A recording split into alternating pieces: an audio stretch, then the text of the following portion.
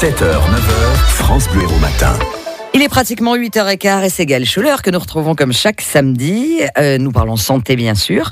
Et on parle également des vacances qui sont finies, vous l'avez remarqué. La rentrée scolaire est là, ça y est.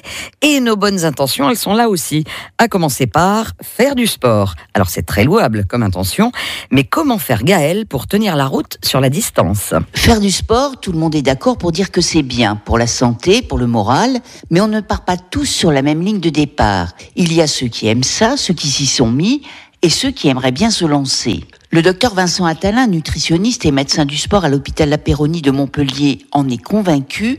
C'est bon pour la santé, certes, mais pour que ça marche, attention, chacun son rythme. Beaucoup de personnes nous disent « Ah mais moi je fais pas de sport parce qu'on m'avait dit que c'était au moins 45 minutes, 3 fois par semaine. » Mais je leur dis « Mais vous pouvez faire quoi ?» Je peux faire 1 ou 2 minutes tous les jours. C'est déjà super. Ah, mais moi, docteur, j'ai pas envie de m'inscrire à une salle de sport, j'ai pas forcément les moyens.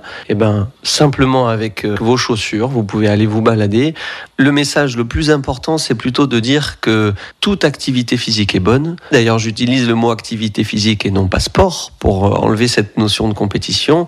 Ce qui est vraiment important, c'est de savoir partir de là où on est. Il n'y a pas que le physique, il y a aussi l'état d'esprit. Et il y a beaucoup de personnes qui ne se sentent pas bien pour faire de l'activité physique et qu'il faut encourager à simplement initier l'activité physique. Sur nos téléphones portables, avec les applications, on peut aisément savoir où on en est par rapport aux préconisations. Entre 5 et 8 000 pas par jour, oui, c'est bien, mais le maître mot est surtout le bien-être et la flexibilité. Le docteur Attalin insiste, les podomètres ou tous autres trackers de vie sont de bons compagnons.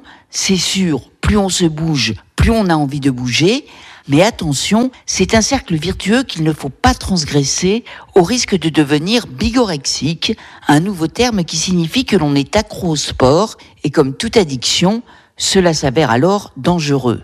En fait, la santé repose sur 3 piliers, la nutrition, le sommeil et l'activité physique. Une fois cela dit, c'est ensuite à chacun de doser pour devenir acteur de sa propre santé. Merci Gaël. Et comme on dit, il n'y a plus qu'à.